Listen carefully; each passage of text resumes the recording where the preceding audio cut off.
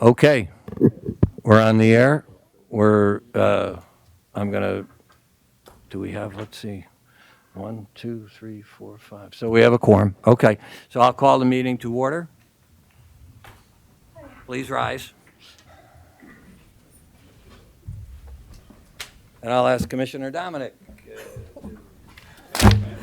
You're the last one in the meeting. Please lead us in the Pledge of Allegiance. I pledge allegiance to the flag of the United States of America and to the republic for which it stands, one nation, under God, indivisible, with liberty and justice for all. Didn't mean to sandbag you there. That's okay. Okay. It's like if you miss a meeting, then you get to become chairman of the committee. So I trust everybody's had an opportunity to review the minutes that Tracy provided us with, and if so, I'll entertain a motion for approval of last month's minutes. Do I have a second? Second. On the question? All in favor? Aye. Any opposed? The ayes have it. I will say for the record, Sheriff McAndrew came to see me earlier today and told me that he's tied up with the president's visit over meeting with Scranton Police and the Secret Service, so he would not be able to make today's meeting. But anybody from the public wish to address the board on agenda items only? Okay, seeing nobody, we'll start with the rest of the agenda motion. First motion is to approve all the current payables for the Community Corrections Center and the prison. I trust everybody's had an opportunity to review those in advance of the meeting today.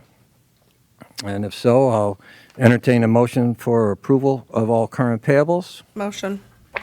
Do I have a second? We have a second. On the question? All in favor? Aye. Aye. Any opposed? The ayes have it. The current payables are approved. Controller DeBillio, can we have your report, please? Yes, Your Honor. Mind if I borrow this from you? Oh, I'm sorry. No problem. You sure? Okay. Thanks, Your Honor. Controller's report for the prison inmate and canteen accounts, September 2021. The Controller's office reviewed the prison inmate and canteen account reconciliations, which were prepared by the prison business office for the month of September of 2021, and found no discrepancies between the reconciliations and the bank statements. The balance in the inmate account was $544,364.20 as of September 30th, 2021. The balance in the canteen checking account was $708,132.91 as of September 30th, 2021. And in addition, as of September 30th, the canteen account owned 2 certificates of deposit, one valued at $15,000 even, and the other at $132,321.58, which totals $147,321.58. And that concludes my report. Thank you, Controller DeBillio. Any questions for the Controller? If not, I'll entertain a motion to approve his report. Do I have a second? Second. I have a second. So on the question, all in favor? Aye. Any opposed? The ayes have it. Controller's report for September 2021 is approved. Chief of Staff Jeffers, can we have put your other hat on and give us the Community Corrections Center report, please? Good afternoon, Board. The Community Corrections Report for September 2021, Item 1, adult house arrest had 170 participants, and juvenile house arrest had 9 participants. Item 2, the program's revenues for the month of September totaled $50,353.28. Item 3, the program's expenses totaled $113,347.37. Item 4, the program's completions were 31 for the month of September. Item 5, the program's violations were 11. Item 6, the program's outstanding warrants are 3 for work release, 2 for house arrest. And item 7, the budget report for the month, or for the year overall, is overtime is at 4%, expenses at 68%, and revenue is at 92%. Any questions?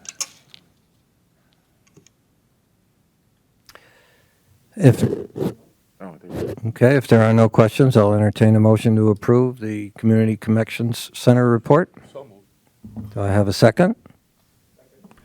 On the question? All in favor? Aye. Any opposed? The report is approved. Thank you, Mr. Jeffers. Thank you, sir. Now we'll take the warden's report.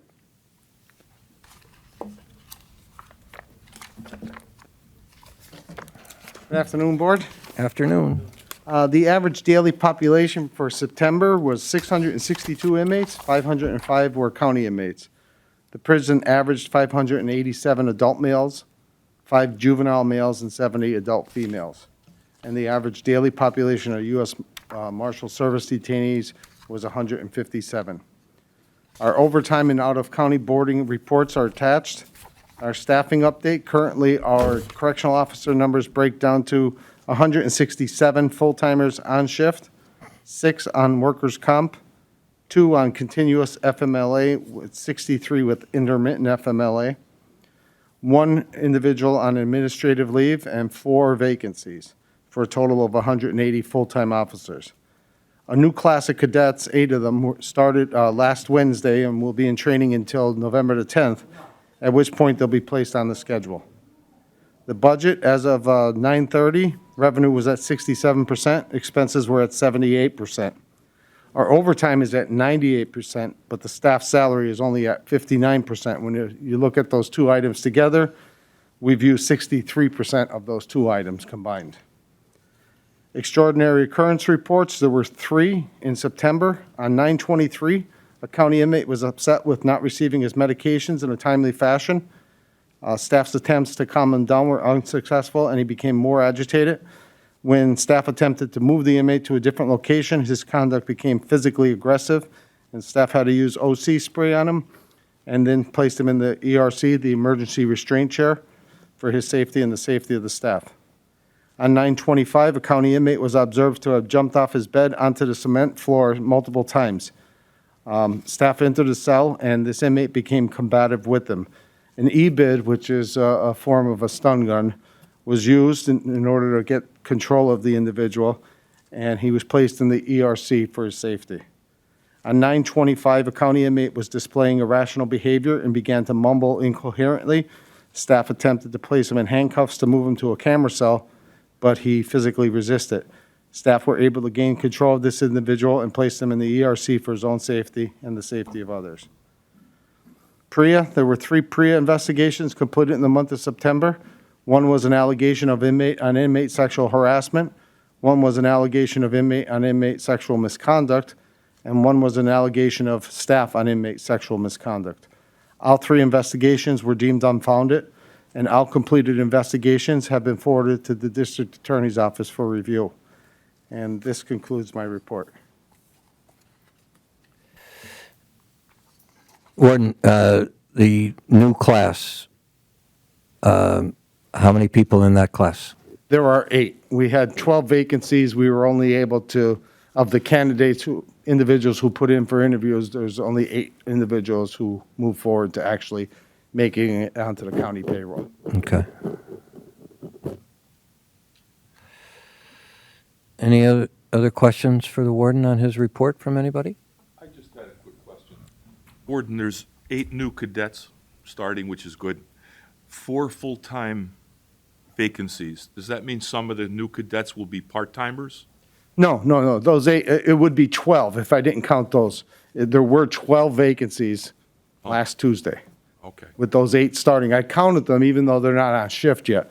okay. So, I know overtime is an issue, and until they're on shift, which will be November 10th, we're going to continue to have overtime issues till we get them on shift. So after the 8, you'll still have 4 vacancies? Yes, sir. Okay. And following up on that, do you anticipate another class of cadets? Well, we're continuing to accept applications. I don't have more than a handful right now. I'm hoping that maybe we can get another class going January, early January.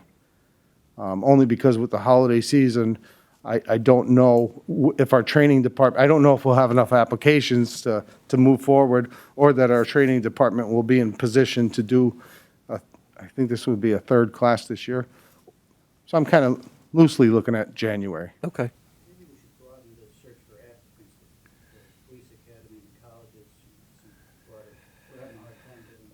It's a good idea. Maybe we could go a little bit beyond the posting it and seek out some of the areas where the likely candidates might apply. I agree with you. We're looking anywhere and everywhere that suggested advertising. It's on. Where do you online. post the vacancies? Well, at times it's running the Scranton Times. Right. It's on the county website. In the past, you can't quote me on exactly which search engines have been used, but maybe Indeed. I don't know if it was Indeed or if it was, I don't know what the other ones are, to be honest with you. But we're having an upcoming job fair that we'll be Yeah. at as well. Do you reach out specifically to the law enforcement academies themselves? No, we haven't. No, we Okay. haven't. I would contact John Chileri. He's from the Lackawanna College Act 120. Yeah. Ask him to post it for you. Justice programs, a good entry point. Yeah. there- Yeah, and we'd be interested in someone. I mean, at times, people tend to graduate in December or in May. We don't always have something immediately going on, but it's something that individuals that are at, whether it be Lackawanna College or Keystone College has a criminal justice program as well. The University of Scranton does as well. We're always interested. Yeah, certainly worth exploring, no question. Yes. Ken, do you do, I'm building on Dave's point, do you do anything with the local colleges or with the development or with the advisors? You know, particularly those coming out of criminal justice programs? In the past, we had developed internship programs, loose ones, nothing real formal, but we were loosely associating with any and every college, university in the area that expressed interest. We were always welcoming of interns. We figured that's maybe one of the better ways to recruit people. I have several people who work right now at the prison that I remember having them as an intern. So it works, but it doesn't give us huge numbers coming our way. Okay. Any other questions? Okay, if not, I'll entertain a motion to approve the warden's report. Motion. Have a second? Second. On the question? All in favor? Aye. Any opposed? The ayes have it. The warden's report for September 2021 is approved. Thank you, Warden. Thank you. You'll stick around, right? Yes, sir. Okay. Anybody from the public wish to address the board? This is your opportunity. Bev? Thank you. Okay. Bev DeBarros from Scranton. Jerry, I left yours up on the table, but so here it is. You all have these brochures about information about chaplains, which is our big issue right now. And you'll be meeting a representative from this organization, Boris Baxter. Just from myself, I'd like to say I really want to get in there with the women's Bible study and with the book distribution, if there's any help. Also, a bit of good news that I got from our federal system.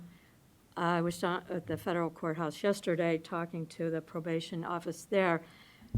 Prior to right now, our women who got out of federal in Danbury, Connecticut, or West Virginia, or Kentucky, Florida, all those out-of-state federal prisons, when they come back, they have to go to a halfway house for several months before they're totally released into probation. Right now, the nearest one is Harrisburg, and well, the good news is one just opened here in Scranton. 4 beds for women, and they will, so we'll be trying to get our women up here, especially the ones who want to live in this area, because part of the probation requirement is that they have a job. So how can they get a job in Harrisburg if they're going to live up here in Scranton? So all around, it's a good thing, and I'm just sharing that good news with everybody that'll listen. Thank you. Thank you, Bev. That is good news.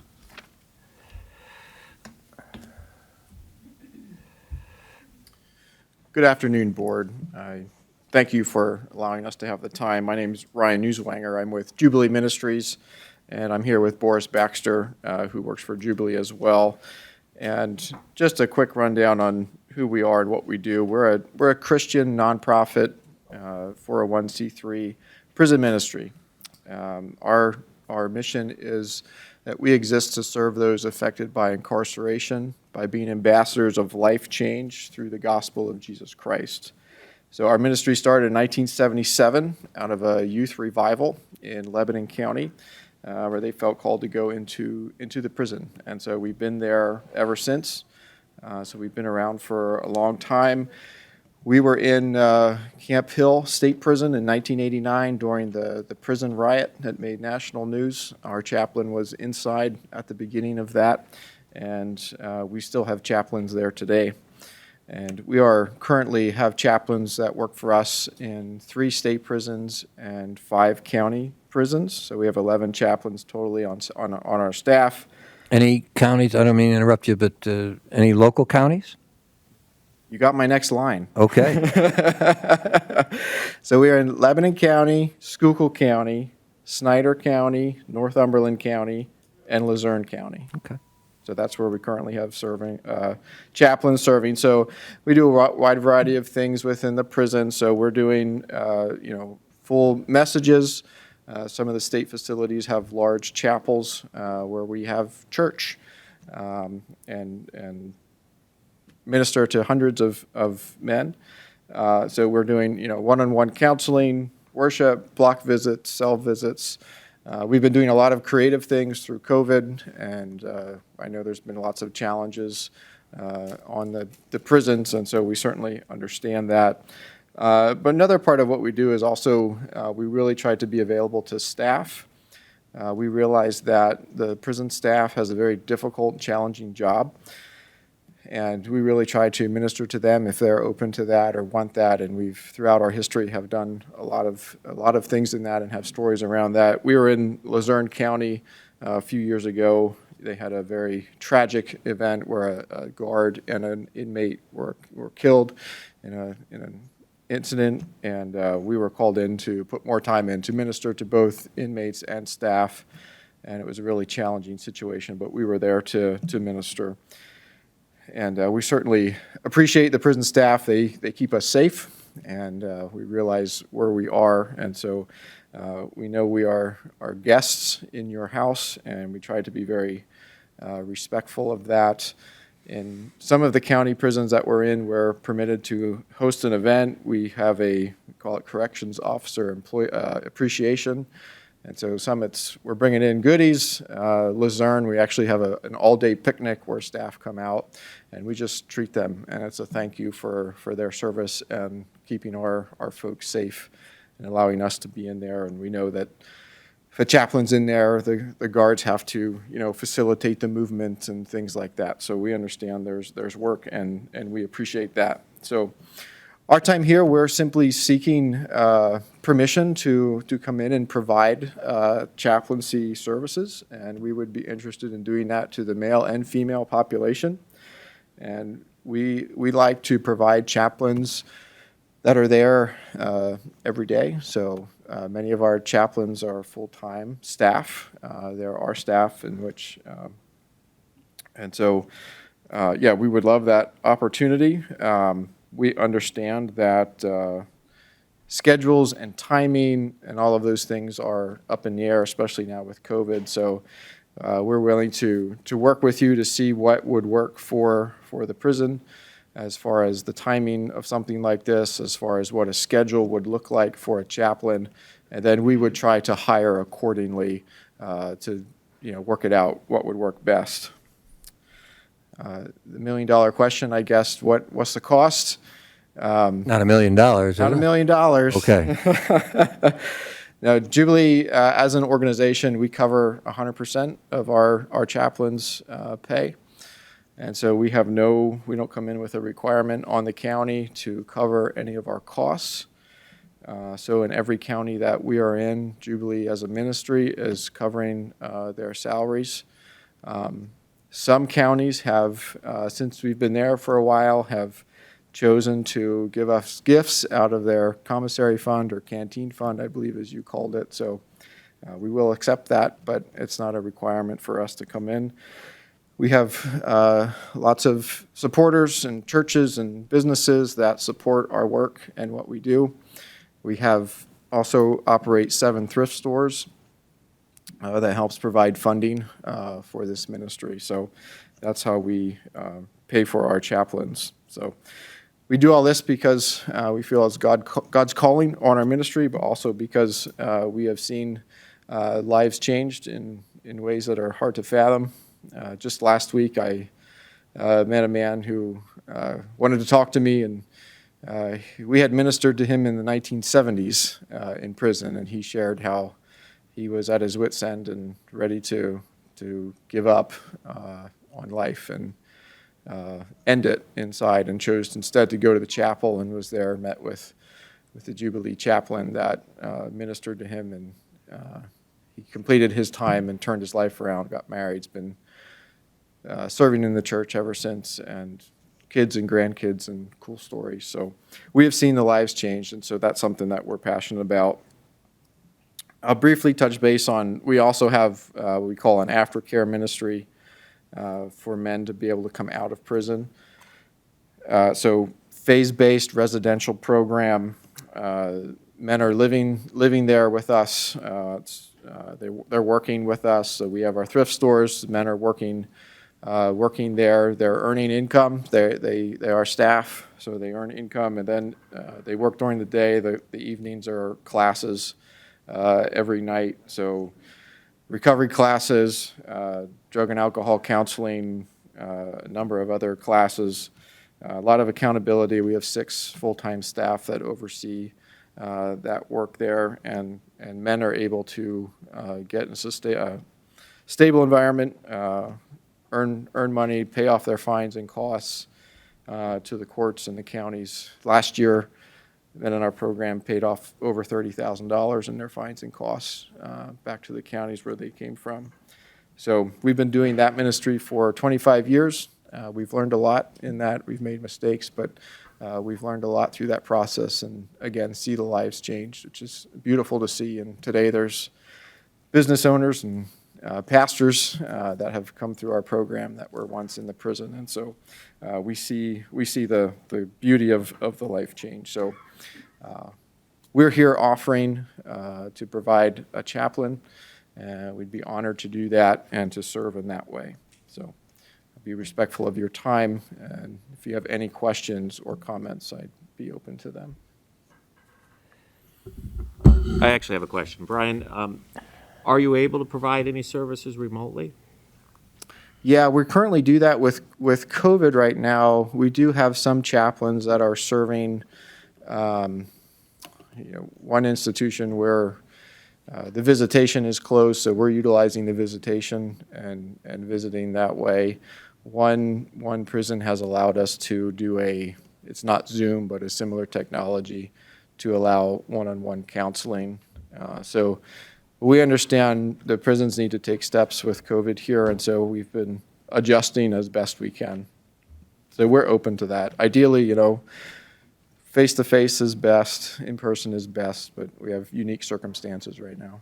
Right, and with respect to the chaplains who go to the prisons, is there medical documentation of their vaccinations and tests to show that they're Yeah, not so whatever requirement the prison would have, we would follow that. Not all of them require that. The state does. Most of the counties that we're in currently do not. So you don't have a protocol of what your chaplains would have to have in order to have access to the prison? So we don't have a specific one because the many of the prisons have different things, so we follow what the prison's guidelines are. Okay, thank you. Do you minister to non-Christians? Yeah, so, I mean, we'll minister to anyone. We are a Christian organization, so we Right. are coming from that background, but we don't say no. If, even in our aftercare program, if someone wants to come and they're not a Christian, we welcome that. We just say, we're doing this from a Christian perspective and worldview, and so just respect that. We're not going to force you to do anything as from a faith standpoint, but we are a Christian organization. Yeah, and I don't mean to suggest that you would. I just, we have inmates of all persuasions. We have Yes. Jews, we have Muslims, we have Christians. Are your people, for lack of a better word, schooled in ministering to non-Christians? Yeah, so we, in the state facilities, we're sharing the chapel with all of the different faiths, and our chaplains are sharing offices with the imam and the rabbi. Okay. And so we understand, and we want to be very respectful of everyone. But we do stand where we stand on our faith. Yeah, So, no, okay. yeah. All right.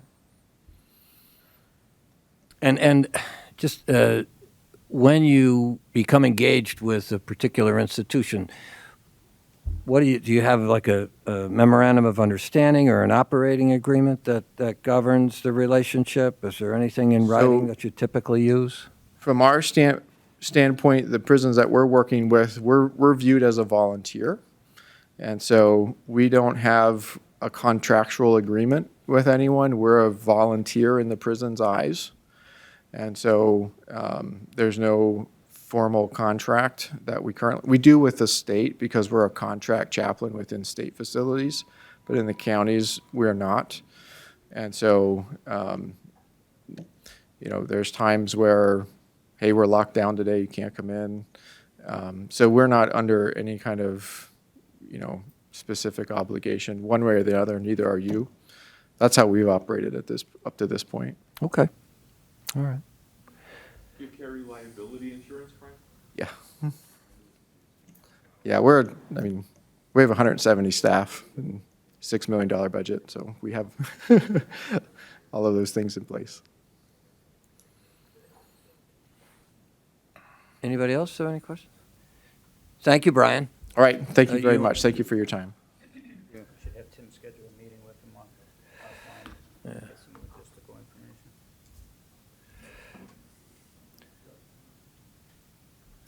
I'm Boris Baxter. I'm with Jubilee Ministries also, and I'm only going to take a minute because we did bring a letter of intent to Alpha that, and we also brought recommendations from probation, Schuylkill County Prison, and the letters that we work with other prisons that I don't know who to present it to, but I can leave. Well, you might as well give it to me. All right, great. Okay, thank you. And we have other letters from other prisons. Okay. Thank you. And your contact information is in here because sir. we'll ask the warden to set up a meeting. Yep, great. I talked to him already. We talked about setting up a meeting. Great. Okay, that's All right. great. Thank you. Thank you, Boris.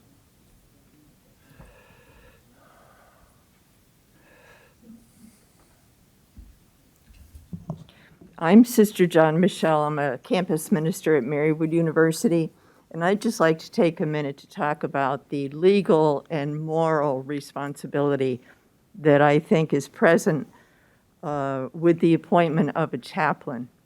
At the beginning of this meeting, we stood and saluted the flag. In our Constitution, it is a right to have freedom of religion. Freedom to worship and to give people an expression of their religion. That's true whether you're incarcerated or not. And having a chaplain in a prison, to me, seems to be the way to go about giving these inmates the way to do that. I think that is a legal right for inmates. I believe that a chaplain in a prison should be a staff person in that prison. It is also for the well-being of both the staff and the inmates. I think it would help the discipline in the prison. I think it would help the well-being of the inmates in the prison.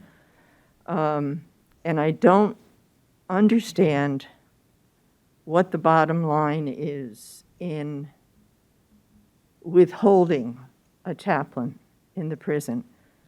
And I think I don't accept the fact of COVID. We have nurses or doctors or guards, or so because of COVID, do we say for all those employees to stay home because of COVID? I don't think so. We take care of the needs of the inmates. We have guards and we have wardens and we have doctors or whatever to take care of the needs of the inmates. And the spiritual needs of the inmates is as important as the physical needs. Thank you. Thank you, sister. Anybody else?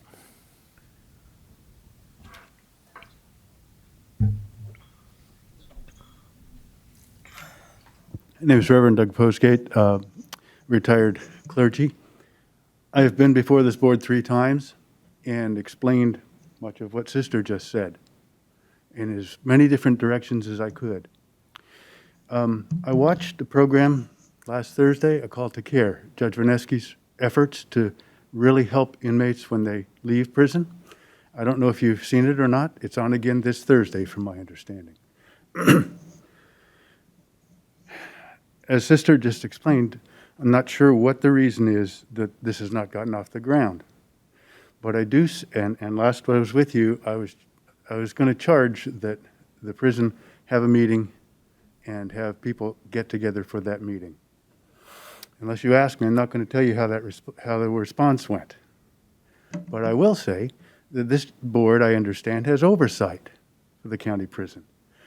Do you also have responsibility then to begin this process if there seems to be an avenue to pursue? When rubber hits the road, things begin to happen. They've not happened at all since I first spoke 3 months ago. Could I beg of this board to make an initial meeting time for those persons who are interested in helping this to move forward? Sure, you can ask anything. I'm asking that. Okay. And I think the fact that you're hearing everybody speak today about it, not just you, is an indication that the process is moving forward. Okay? But we have an obligation on a lot of levels. I agree. Not just an ecumenical level. I agree. Okay? So, we are moving forward with it. All right. Maybe not at the speed that some people would wish, but I'd remind you that we're people of body, mind, and spirit. It's been a dozen years since that spirit's been fed for thousands of souls that have gone through that institution. And I will appreciate and give thanks if you're able to pursue and move forward. Thank you. okay. Thank you.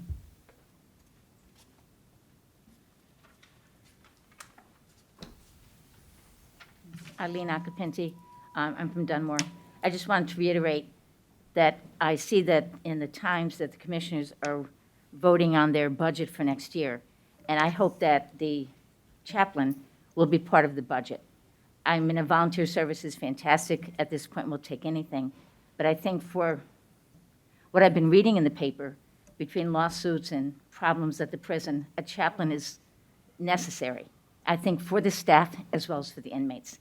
And again, spiritual freedom is guaranteed under our Constitution. It has to be granted, and it's gone on way too long. I really, really hope you can find money to set aside for a chaplain. Thank you.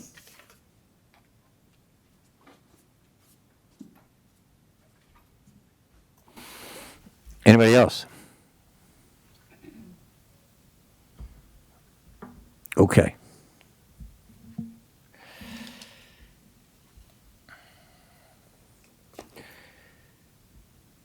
Let me just say that I think, I think I can speak for everybody on this board when we say we recognize, the benefit of a chaplain and the need for a chaplain. And yes, it has been a while since there's been a chaplain at the prison. But we need to explore it, and we are in the process of exploring it. We recognize the law imposes certain things. I'm unaware that the Constitution requires a chaplain at every prison. I don't think it does. But the absence of a chaplain doesn't constitute impediment of the free exercise of religion. But, sister, I'm a product of IHMs, 8 years of Jesuits. Nobody believes more in mind, body, and spirit than I do. And we're moving forward on it. That's what I can tell you. Okay? It's not a question of money. I don't think it's a question of money at all. It's a question of putting in place the right system for the benefit. Okay. Anybody else have anything they want to say? Okay. All right. Anybody else from the public have anything they want to address? Okay. So I see we have some other business on this, the Praxis agreement. Yes. Judge, before that, I wanted to read a letter. I'm not going to say the inmate's name for privacy purposes, but it's a letter I received from Warden Betty. It's dated September 24th, 2021, and it says, "Sir, I was an inmate there at the prison from April 6th, 2020 to December 18th, 2020, and then again April 1st, 2021 to September 21st, 2021. This letter is to congratulate you, Ms. Purvis, and anyone else who had a hand in creating the behavioral health program there in Lackawanna County. As I stated, I had the experience for 8 months last year without the program and 5 months this year with it. I can't begin to imagine how to express my gratitude for it, and in particularly Amanda Palucci. How do I say her name? Pellicacci. I wasn't even close. Who helped me there and who helped me through some hard situations, which otherwise I most likely would have shut in and acted out in some negative way in the regular atmosphere of jail. I truly still feel attacked by the county through my whole mess, but at the end, I can only be grateful, even if it is for this program. So again, to you and everyone involved, thank you." I just wanted to read that just to give the props to the prison, the warden and the deputy wardens, and the behavioral health department there for doing such a good job. And then the Praxis agreement, Judge, there's 2 separate agreements. I think Tim circulated his email to everybody. There's one, and I met with Dave Soffinelli as well as Frank Ruggiero. There's one agreement specifically for telecommunications, which covers the phones and the tablets, and the other one is for commissary and the food vendor. So the food vendor contract was already renewed, and it's renewed, I think, and Tim, correct me if I'm wrong, but till the end of 2025, I believe, right? August 2025. So we really do not need them for purposes of the food any longer. And with regard to the commissary, our contract with our current, I think it's Oasis, expires in February of 2022. What we would normally do is have Praxis do the RFP, but the warden actually prepared one, which I think, did you circulate it to the whole prison board? And if not, can you do so? I did not, and I can do so. Okay, so he did put one in draft. I do have it. He'll circulate it to the board. So he indicated that based upon in his memo, the amount of money that we pay to Praxis, he believes that it's not worth what we pay. And now that we have Colleen Orzel as our deputy warden of operations, as well as Tim, our warden, who now has some, because of the 3 wardens in place, has more time to deal with the operations issues at the prison. He indicated to me that he believed that the commissary and the food services agreements with Precies was basically a waste of money, and that they can handle, from an operational standpoint, the day-to-day, whatever is required, I guess, to account for what is generated by the prison in terms of revenue. And then with regard to GTL, we are in a month-to-month contract with them for the telecommunications. I just had a meeting with Tim and the two deputy wardens and Captain Walsh about their proposal. They made a very good proposal to us. We have not yet responded, but we do not believe that we need Precies to enter into or to negotiate a favorable contract, especially in light of the proposal that they've already given us, which we didn't even counter yet, and right out of the gate, it's extremely generous. So having said that, and Tim can further discuss it, he had written a memo indicating that he believes that these should be, if we could, be terminated. So I looked at the contracts, and then I asked Attorney Salfinelli to look at them, as well as Attorney Ruggiero. The one contract requires 90 days notice. The other contract requires 30 days notice. Attorney Salfinelli was kind enough to draft these letters for me so that I can have them presented to the board, and that's pretty much where we're at. But if Tim would just discuss briefly what he feels is the best course of action in terms of these agreements. And Tim, just so just to be on the same page, you came to me about the especially the commissary one. I think you said Yes. literally drove you crazy. Yes. And then you wrote the memo with the numbers in it. So why don't you talk to us about it? Sure. Just to give a real quick, brief overview, Precies was contracted with the Board of Commissioners back in 2014, before my time with the county prison, I think most people's time with their current positions. And they did a great job of getting us into what I call the 21st century with our contracts in those three topics, with the telecommunications, food service, and commissary service. Great job getting us modern. We now know better, and we have contracts in place that we can build off of.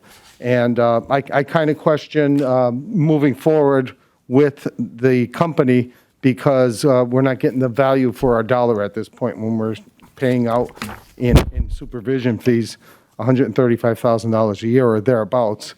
Over the last 3 years, we've paid them, over $400,000. And that's good for them. And their contracts benefited the county prison, the county as a whole. I'm just kind of looking at it like, now that we have a more proper, well-developed chain of command in the prison. I mean, Colleen Orzel, our deputy warden of operations, that's her job. Her job is oversight of these contracts. That's the purpose, one of the primary purposes of her position. So it's a redundancy that's involved, and a lot of money, frankly. That could have been a staff member or two for just that job. Somebody local getting that money. That kind of thought process was going through my head. Again, our current commissary contract expires in February. I've already prepared a draft of an RFP to be put out. If the prison board and the county commissioners choose to go that route, of course, there's always the professional services route as well. And again, with being in the month-to-month with the telecommunications company that we presently have, that can change anytime. If we decide to go the route of an RFP, I can work one up and get it out to you, and then it could be advertised. But right now, we're in a month-to-month until the end of June of 2022 with them. And as Commissioner Dominic said, with Aramark, we have a solid contract in place right now that runs through sometime in August of 2025. So to me, it was a no-brainer. At least that was my opinion, rather than seeing the county paying out $135,000 a year to a company that we're not relying on. Right now, if we have an issue, I'm turning to Deputy Warden Orzel, who is having direct communications with the companies and getting timely results. Just as an example, I could tell you, I got a report today from our telecommunications provider about what's going on in that field when it comes down to service fees that you charge for phone calls. There's a lot of legal suits out there, and there's a resolution to one. I already got notified from our provider, no offense to Bracy's, I haven't heard from him yet. I'll probably hear about it tomorrow, the day after, but the funny thing is, I already know it, which is a good thing. I already know it because of our direct contact with our provider and them providing us with instantaneous information without a middleman. I don't know if anybody had any particular questions. I'm more than happy to attempt to answer them. You articulated that so much better than I did. Just for the record, Warden, I think my office was in touch with you. Yes. A couple of the fees were put in the, wrong spot. Yeah, that what I sent out, what Mr. DeBilio is mentioning is what I put down for the amount that we've been charged for food service was really for commissary, and commissary was for food service. But the reality is, the three of them together still is, Same, yes, yeah. 135. Yeah. 42,000 should be the commissary, 26,000 food service. Right. Yes, sir. Have you run your draft RFP by David and Frank? I may have sent, I'm not sure if I sent Frank a copy. I sent one to Commissioner Dominic, I think Commissioner Notoriani, and Brian Jeffers, and possibly Tracy Hart. I don't know if I sent one to Attorney I Vigili. may have provided one to both of you, didn't I?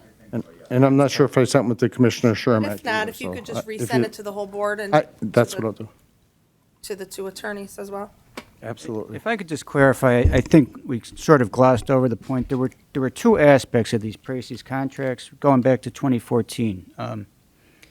The first part of the component was looking at the services we desired and preparing RFPs based on our needs, what was out there, and the market conditions, and bringing in a provider and getting the deal for us, which I think everybody thought, was very productive.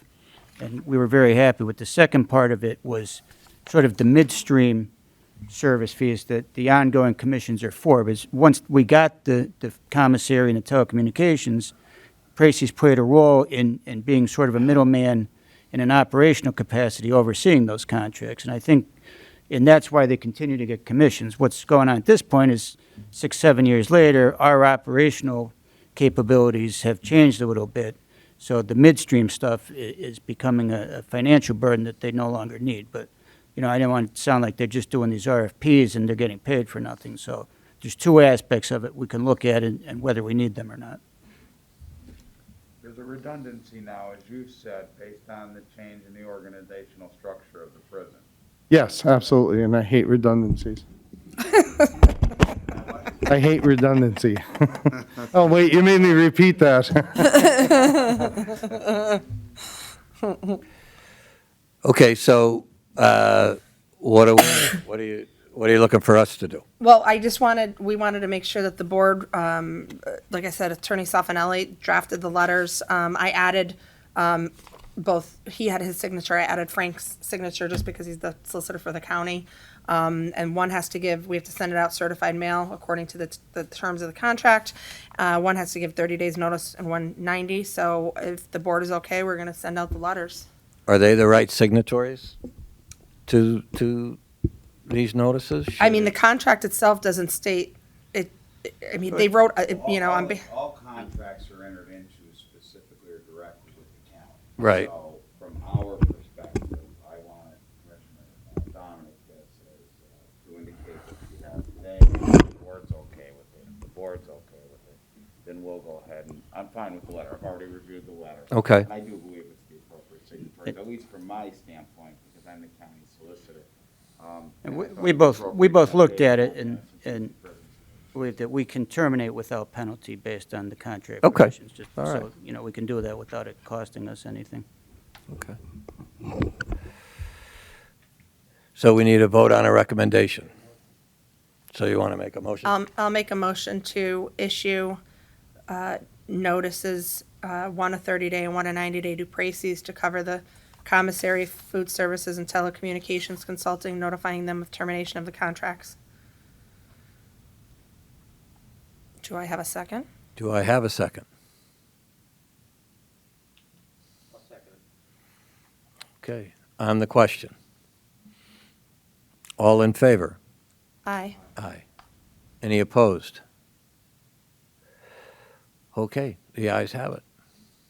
And Tim, before he's, I know Krista's here, would you guys want to update us on the vaccination percentage at the prison, where you guys are at? I was gonna say, hopefully Chris will have those numbers. Yeah, sure.